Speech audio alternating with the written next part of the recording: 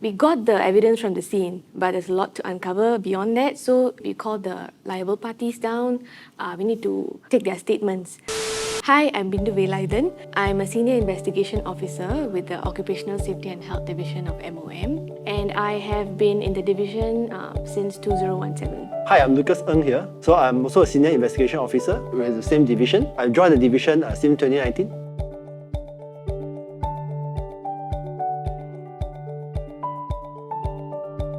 As a IO, we have to respond swiftly to the accident site in order to actually collate the evidences so that we can get as much as we can on what's the cause of death. Of course, our work doesn't just stop at the accident scene. Coming back to office, we need to collate all the information, all the evidence, study through them, come up with our investigation findings, our recommendations, if there's prosecution action against any of the liable parties.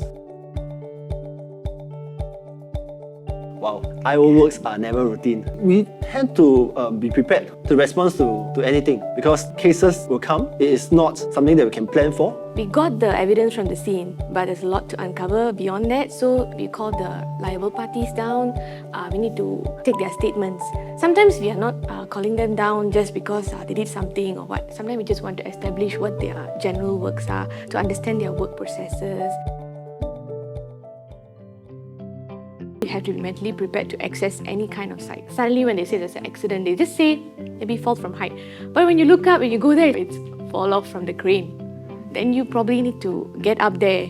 And so you must be mentally prepared to climb and go up there, do your accident investigation. It can be any type of workplaces that we are looking at. The most challenging part of being an IO is definitely to discern the lie from the truth. At times, the information that is given to us might seemingly be legit and done before the accident, but through investigation, we uncover that all this information, all these documents was actually performed after the accident.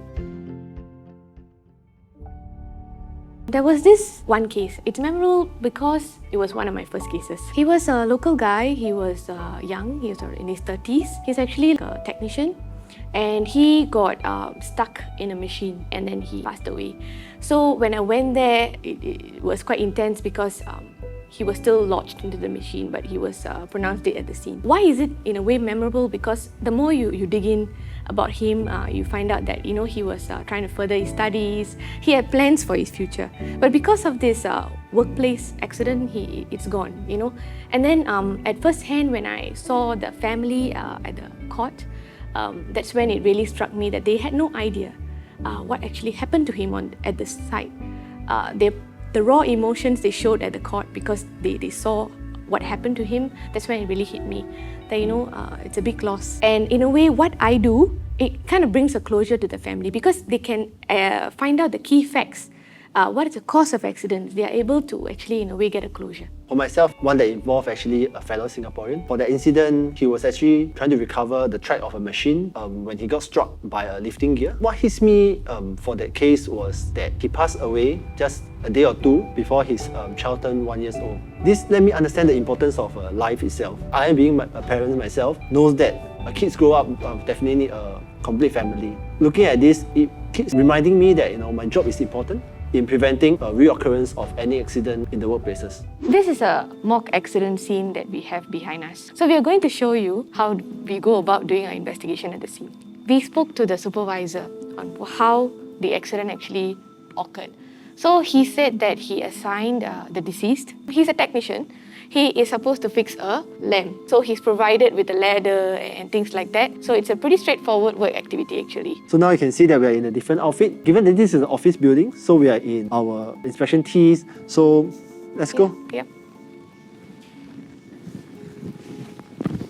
Definitely before approaching the scene, we do our own risk assessment to ensure that the surroundings are actually safe for us to approach the accident scene. Looking at all the evidence we have here, let's tag the evidence. Why we are tagging is because so that we know these are the critical evidence that is at the scene. The ladder is tagged as A because this is probably the tool that the deceased was actually using. when he fell. What we are going to do now is we are going to take the pictures of the ladder and the failures that we see at the moment. This is important because the accident scene will change after we go. So we want to get at the point of the fall, what he was touching and what he was using, all will be taken into account. So this will be documented and archived through the photographs. I mean, likely he will have fallen off a height, so it's important for us to determine the height that he's working at. So hence, we typically have a laser meter. As you can see, this is actually a spreader. Okay, the spreader is actually broken and we are going to measure it. We'll be taking measurements of all aspects of the ladder. We'll try to gather as much evidence as we can, like the height of the ladder, the failure that the ladder had. We still need to establish further evidence because this is what's on the scene. We need to talk to the supervisor, co-workers, and is it typically how they do their work? Need to get from them what is the practices that they have done. I want to say, is there any safety documentation, any training that they have provided their technicians for their work that they need to do. When we complete a case, that means that all events actually come to a closure, including the prosecution action needed to be taken. You have achieved it in such a way that you give a closure to the family members for whatever safety lapses, be it an individual or a company has done that resulted in the loss of this family. Importantly is the messaging. So whatever legal things that we take, we are trying to prevent such things in the future. Send a message to the companies out there that you can easily prevent it. All the accident scenes that I actually go down for, these are actually daily reminders that life is short, okay? And these accidents can be easily prevented. They were due to unsafe practices, unsafe behaviors, and sometimes it's just an everyday thing that was going wrong, then people think it's right and they keep doing it. So these things could have been prevented. I want to tell everyone that just work safely because safety is everyone's responsibility. What we see on the ground are actually simple or sometimes complex, but simple safety lapses that could have been prevented and a person would have been alive today and the person has a family. Don't take safety for granted, definitely.